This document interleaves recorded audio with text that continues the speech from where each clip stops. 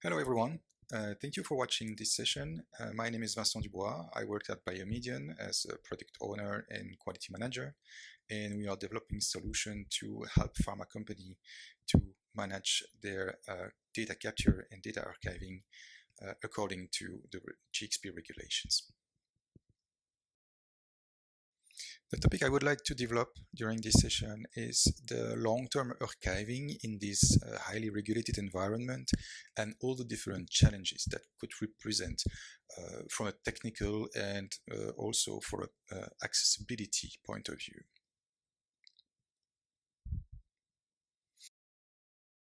Let's start first with why the long-term archiving is important and why we have to think about that at the early stage.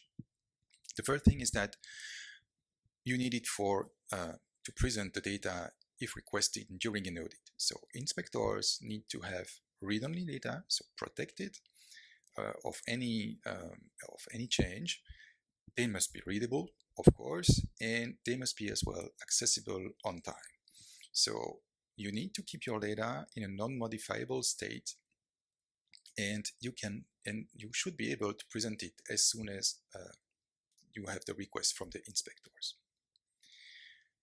The other things is that you also have to keep your dynamic data and to remain these dynamic status of the data. You cannot only take static copies, it's not sufficient.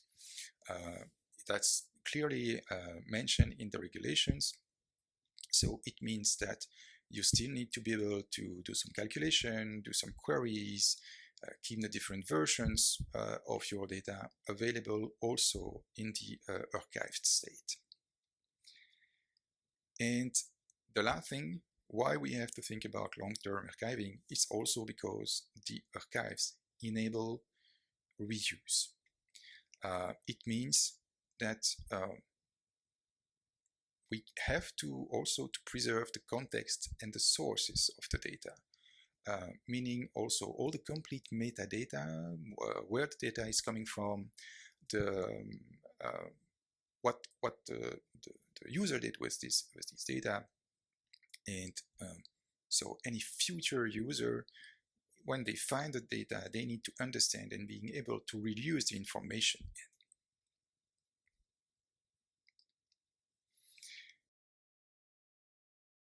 Before you think about how you will collect the data, where you have to put your data, what kind of storage technology you'll use, you first absolutely need to think about to set in place a data governance. But what is it exactly, a data governance?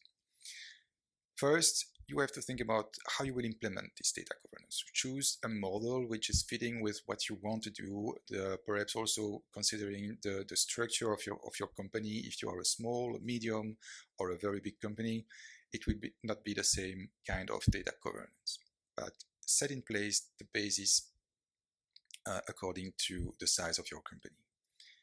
Then think about the adoptions. You need to define different roles, new policies. Perhaps that you also have to migrate some data at a certain time, so you need to plan everything there to be sure that you keep your data, to keep the integrity of your data. Then you also need to make the data Alcoa Plus compliant and following the FAIR principles. So FAIR principles are for findable, accessible, interoperable, and reusable. And by following these both principles, you are absolutely sure to make your data future-proof, findable, and reusable for a long term. And the last one, defining the format. What will be the format you'll keep your data? Go for international standards, well-known, so to be sure that you'll be able to read your data after 20 or 25 years in the archive. That's something that it's really, really important. Please forget to use any proprietary file format, because then you are not sure to have your data readable after such a long time. So in a nutshell, data governance is at the end making sure the right people have the right data of the right source at the right time and for the right reason. So it's a way to control all the data lifecycle and to know who can access the data at what time. That's definitely something critical and which is required by the regulation anyway.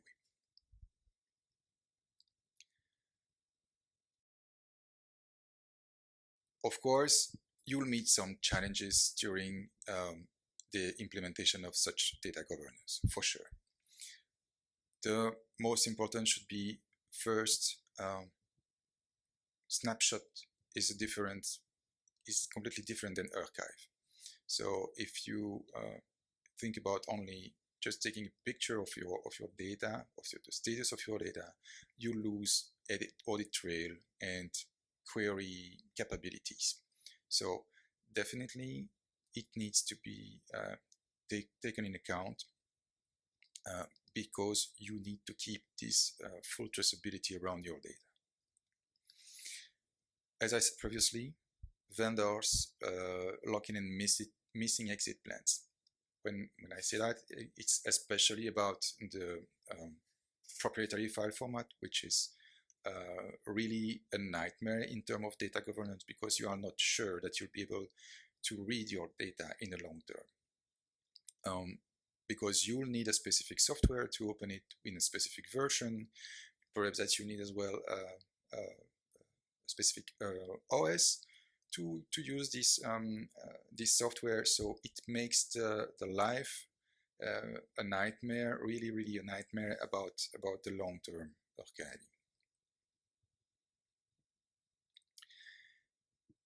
Another one is key management across decades. So yes, you also have to think about what about the encryption keys that you have to maintain all along this the life cycle of these data. If you need some viewers to be able to read the content, or if at a certain time you need to convert the data as well. But one of the key there is definitely think about the standard formats first. It will definitely help you in the implementation of this data governance.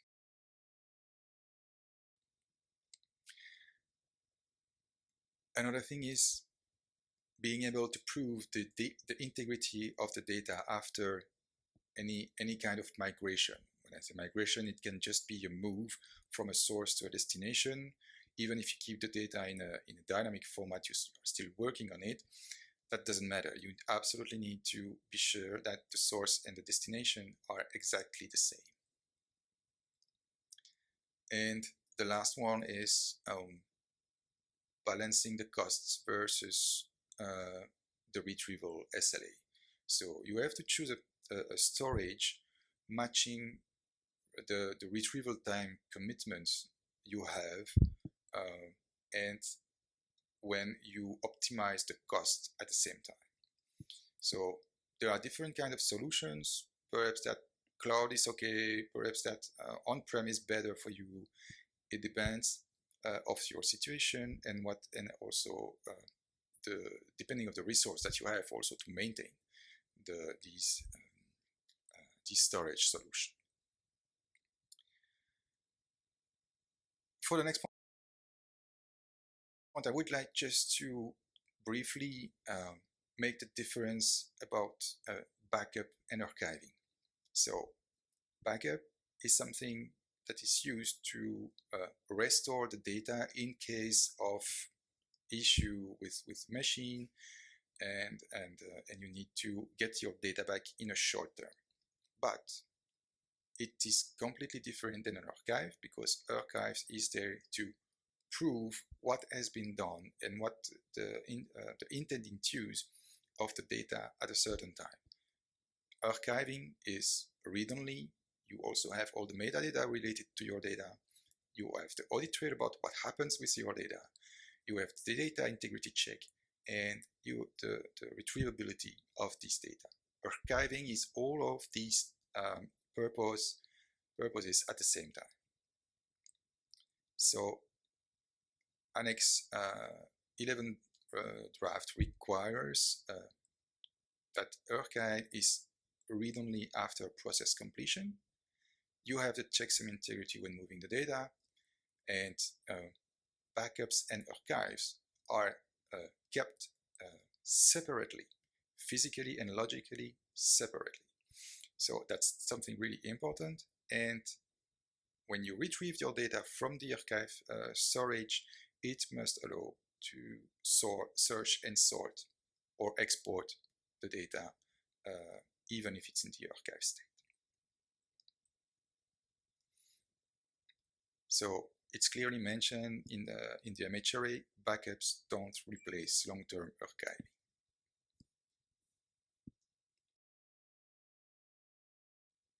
When you are in the process of setting up this data governance, you will have to take some decisions around your data. So let's go through this quick checklist about what are the key points you have to take decision about. The first one is about the retention, how long you have to keep your data. Depending on the type of data or the intended use of the data, it can change. So you have to take the decision how long you have to take to keep it. The second one, data types. So what will be the most sustainable format according to the time you have to keep your data. Integrity, how you have to check it, how you will report on the integrity check that you are doing all along the life cycle of the data. So, and you will have also to find a way to report on how you are doing the things about integrity check. Readability of the data. You need absolutely to archive the data with an object renders if you need it. If you don't have the possibility to keep the source application, but that's something definitely which is critical. Think about the proprietary file formats. Prefer to use a standard one than a very specific one. Retrieval, you absolutely need to be sure that you can find your data with a proper search engine in a short term. So that's definitely important in case of audit or inspection. Metadata. What are the mandatory fields that you need to keep with your data? At least the minimum is who generated, what is inside, when it has been done, in which location it has been generated, and the reason why you generated this data. So, and you can keep all these information in a database or in the audit-ready, for example. Immutability also of the storage. So think about a warm storage, write once, read many, or object locked technology. So you are sure to keep your data in a safe state all along the life cycle. Residency, yes, also something important, depending on your local regulations, where you have to keep the data. If it's in Europe, if it's inside your own country, depending on the regulations that you have to follow. Exit plan, of course. When you are thinking about using a system generating data, you have the data, you have the metadata, you have the audit trail, but what will happen if after 10 years you think about changing the software or you change the technology, so you will use a complete other system? What you will do with these data? How you are sure to keep your data available and readable for a long term? The cost, the last one. Also think about the total cost of ownership of your data. It can be, you have to define your own trigger, how much you are ready to spend per terabyte per year. It depends of also the criticality of your data. So you can, of course, use this checklist and tailor all the criterion according to your organization. But think about that you should be able to test it and provide evidence to demonstrate the efficiency of your data governance.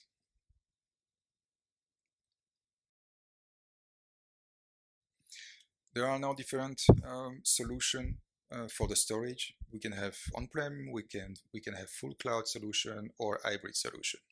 What are the key points that you have to keep in mind when you choose the kind of technology you want to use for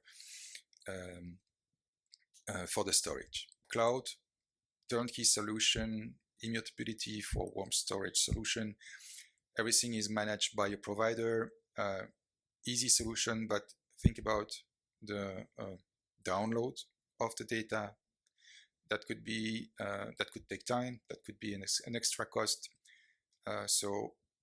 Okay, easy solution, everything managed by the provider, but think about hidden cost as well when you have to download the data. Hybrid solution, perhaps the ideal solution on my sense. Keep the data on-prem during the time you need to work on the data until, for example, the end of the study, and then archive your data in the cloud when you don't need to access it frequently, and so you can reduce the cost of the ownership of the data. And the last one, everything on-prem. Of course, you have the full control of the data there, and also the data locality, but it's expensive if we think about the hardware, and also you need to have the resources to do the maintenance, the backup, and so on.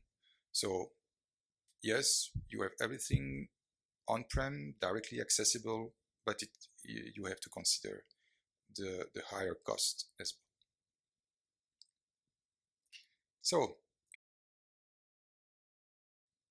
So what to do now?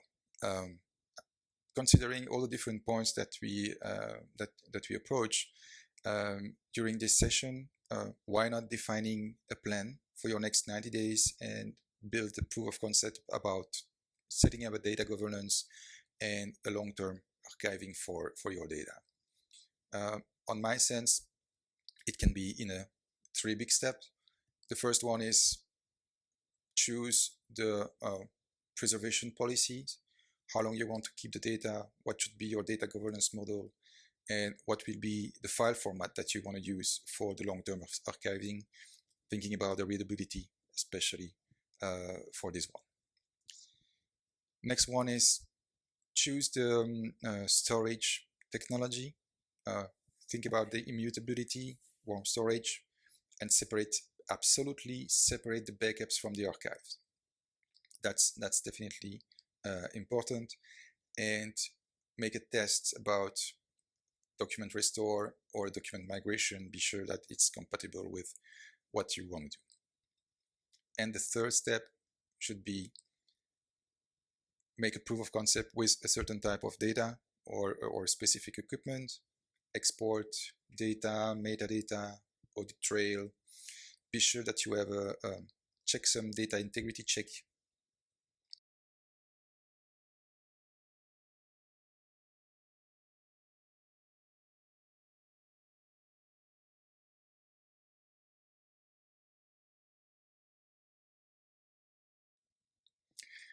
Here are the different references related to the regulations and the standards that I talk about during this presentation. Feel free to consult if you need more information about these.